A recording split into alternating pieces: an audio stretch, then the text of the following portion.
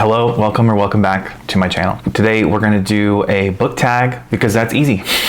So this is the 20 questions book tag, which I actually found off of this blog. Looks like it's called ZZ with Books. So I will leave the tag in the description down below. But they're just 20 questions regarding books, and I'm gonna answer them, and that's that. So the first question being, how many books do you think is too many books in a series? And as somebody who is a lover of the fantasy genre and reads a lot of fantasy, I'm gonna say I think more than 6 books actually is probably a lot. However, I love a spinoff. I love spinoffs. Okay, I love how like Robin Hobb has that whole world, and each series is following, well, every other series is following certain characters, and then the other 2 series are following different characters. And then we have like Rick Riordan, who has of course gone on to write many books in the Camp Half-Blood world. Of course, we have the Shadowhunters universe, which is probably my favorite literary world. Like, if you don't know that, now you know that. Like, you'll find that out very quickly by being on my channel anyways. So I mean, I think more than 6 is a really hard sell for me, unless it's a spin-off series situation, because I just think using different cities or different characters keeps it interesting in a way that doesn't feel, obviously you are kind of like milking a cow for a long time. Like, however,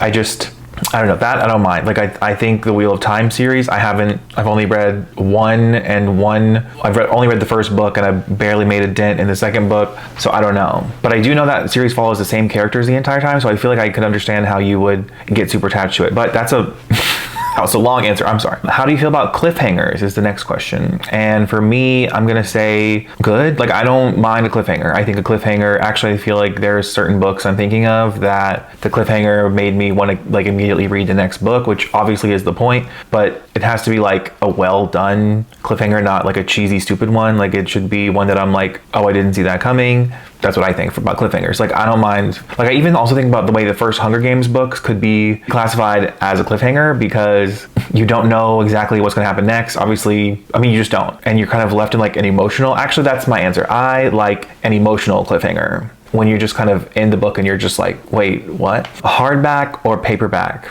This is the easiest question for me to answer. Paperback. I mean, a floppy paperback like this. One that just sits open on its, nothing beats. We're gonna talk about this in a second. We're gonna talk about this in a second too. Okay, I prefer a floppy. Nothing beats a floppy paperback. Question number 4 is, what is your favorite book?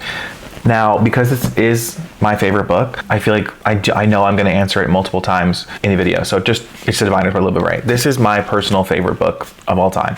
You know, I just feel like if you haven't read this by now, you're probably not going to, but I just also feel the personal responsibility to sell it correctly every time. It's 1920s, the flapper era, speakeasies, 1920s lingo, very memorable characters that do, like, it's kind of like American Horror Story, but there's more of a theater and musical element to it. As someone who loves all of those things, this is my personal favorite book of all time. There's also anti-religious themes. There's a religious villain. The characters are my favorite characters I've ever read. So that's my spiel. I'm gonna try to keep it brief, but we will see her again. Okay. Also, why did they have, also I have the whole series. I don't know why they ever changed the cover design. Never should have done it. So my favorite book. Okay, and then my least favorite book. It's funny because actually the author of this book, she said that this is supposed to be like Stephen King meets The Great Gatsby. And my least favorite book that I can think of that I have finished in the last few years is The Shining. I just feel, I don't know if it was the audiobook or if it's just Stephen King's writing. Maybe it's just Stephen King's writing on audio in my brain. I don't know. I just could not. I finished that book and I was miserable the entire time. I felt like I was reading it forever. I felt like I was never ending. And I don't remember much about it. I just remember feeling very, like, kind of zoned out from it. So I need to give it, I would give that specific book another chance, because I feel like, so I was reading 11/22/63 at the bookstore the other day, and I was just like, yeah, no, this, like, with my eyes. So maybe that's all it is. We'll see. But as of right now, I would say it's probably one of my least favorite books I've ever read. Then we've got love triangles, yes or no? Okay, listen, I'm gonna say yes. I just feel like yes. I know that there's all of this discourse around, you know, Edward or Jacob or like just any love triangle, but as a Cassandra Clare lover, I have to realize that for me it's a yes. I feel like love triangles build tension in a way that just captivates you like nothing else. Like for me, at least, I am not ashamed to say I think a love triangle is pretty. I'm about it. I just think it's interesting to explore the emotions of characters and the emotions that each character is feeling based off of either potential love interest. Now, I do wish that more love triangles ended in polyamory. I wish that happened way more often. Or like the guys would just get together instead of caring about the girl, I feel like. Or, you know, or they could all get together. Or I would love a love triangle that was like all men. Again, though, just make it polyamorous. Like, why the hell not? Okay, and the next question is the most recent book that you DNF'd. And for me, that was Dark Lover by J.R. Ward. And I'm shocked that I DNF'd this because I really thought I was down for a cheesy vampire story. I don't know, I might still watch the adaptation because I feel like it is so my thing, like vampires and urban fantasy and like paranormal, like it's so my thing. So I do think I'm gonna give the show a chance. And if I really like the show, I might give the book another chance. But I think it was the names were feeling very cheesy. Like I think I can handle, I'm down for some corny shit. Like I can read some corny stuff as someone who likes YA. I feel like I'm down for the corny stuff. But for some reason that was like for some reason that was my limit. I don't know. Next question being a book that you're currently reading. This one, I don't know if you guys have heard of this or not. Like it is a 6-book series. It's written by Rachel Reed. It's a hockey romance. It's so hot.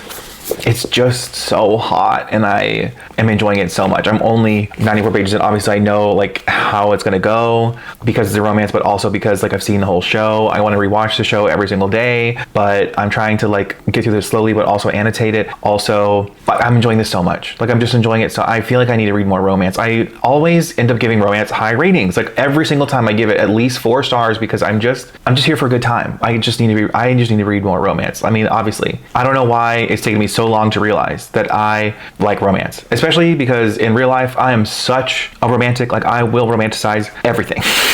So I don't know why it's taken me so long to like realize that I like reading romance, and I'm just gonna admit it to the world. I don't know. Okay, and then the last book that you recommended to somebody, that was my roommate. She is not a fantasy girly yet, but we're working on that. But she is a romance girly. So she was like, well, she wanted me to tell her what was a good book because I finally convinced her to read. It took me years to get her to read The 7 Husbands of Evelyn Hugo, and then she finally read it. And of course she loved it. And now she's like, okay, I'll trust your recommendations.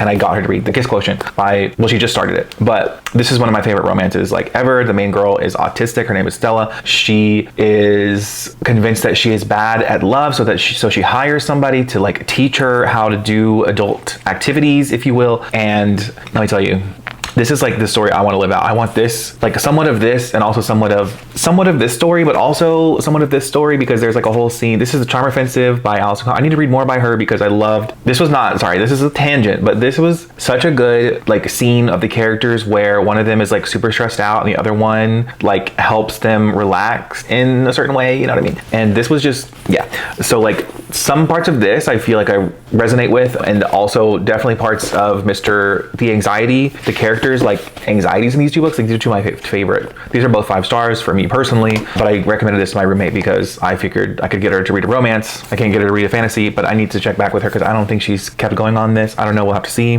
but I am curious how she would feel about this by the end. Okay, and then the oldest book that I have read, as in the oldest published book that I have read like ever, is, as of right now, is Pride and Prejudice by Jane Austen. And that's really all I have to say about that. I've read it. Yes, I have read Pride and Prejudice, and I have also seen that adaptation, I think twice, the one with Keira Knightley. I have not seen the BBC adaptation.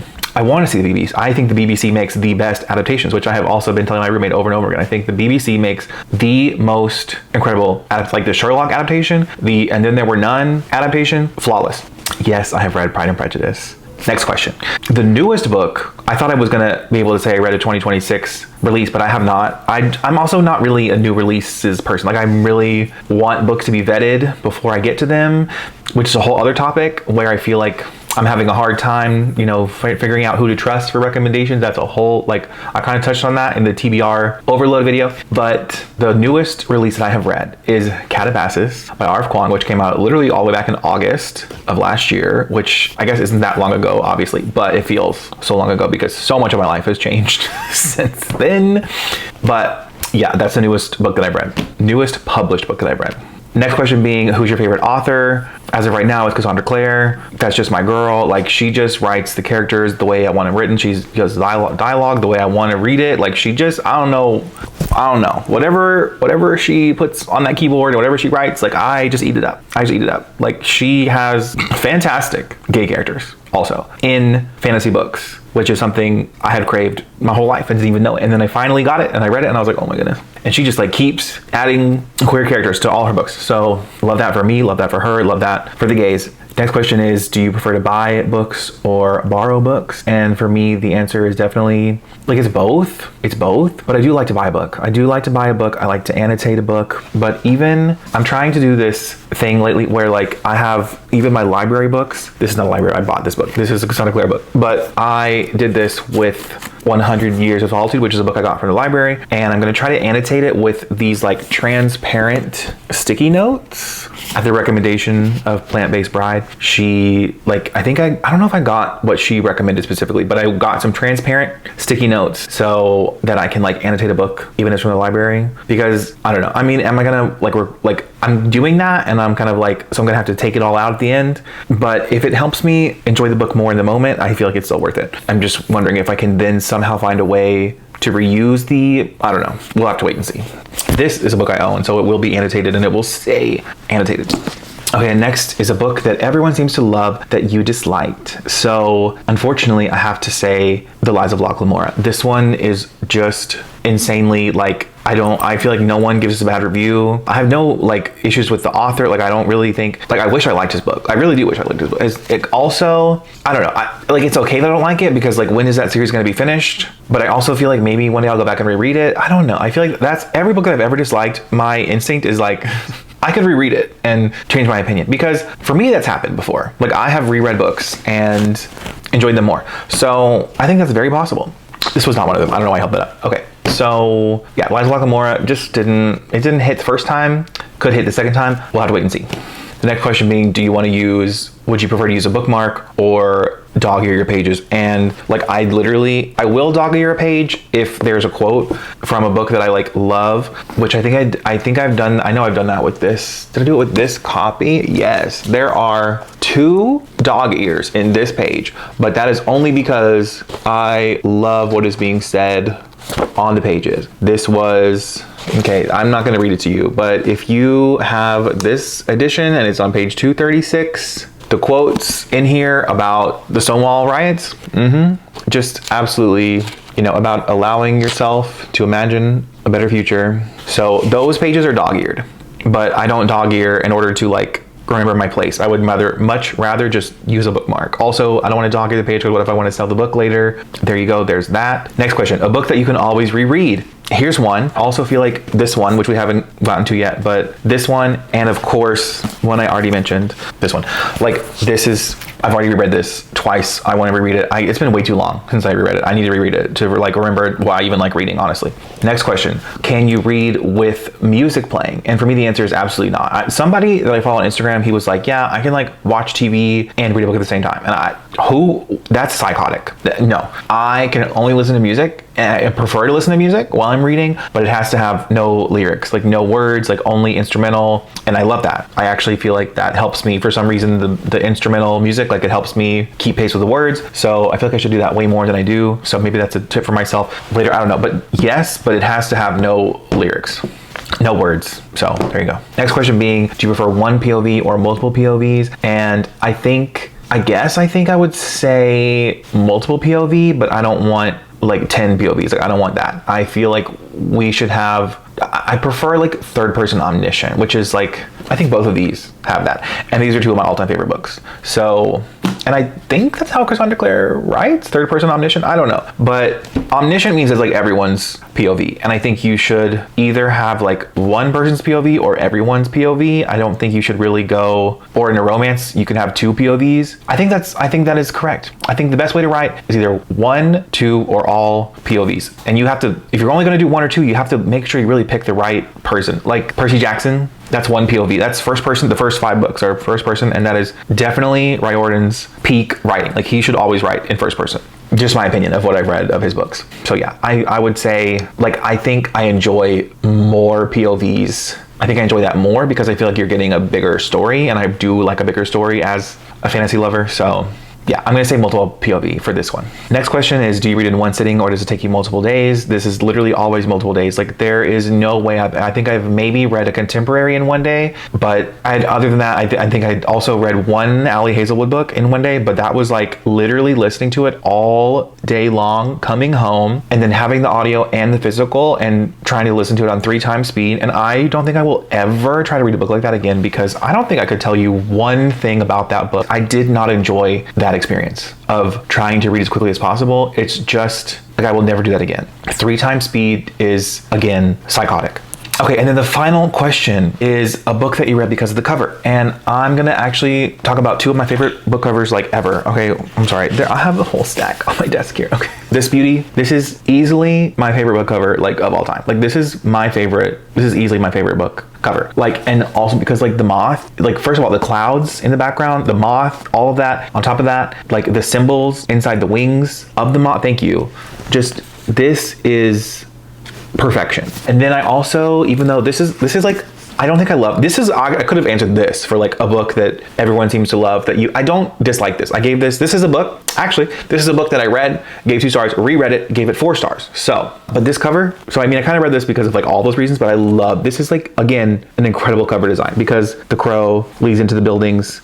It's just, this is such a stunning aesthetic. Okay, like both of these were a moment. Okay, both of these were such a moment in publishing. I'm pretty sure Lee, or Lay, however you say her name, I'm pretty sure she's written way more than our girl Lainey, and I need whatever this lady writes next. Like I need it so bad. That is all the questions. So I will leave all the questions in the description for you. Please feel free to answer whichever ones call out to you, or do the whole tag on a blog post or Instagram post or YouTube, like however you want to do it, go ahead and do it. Like I think we should bring back tags. Like tags are just such a good way for readers to discuss. I feel like I discussed so many things in such a short amount of time to just give you an idea of me. I don't know. But yeah, I will also leave my Instagram, Goodreads, and TikTok in the description for you to check out if you would like. Otherwise, have a great day. Bye.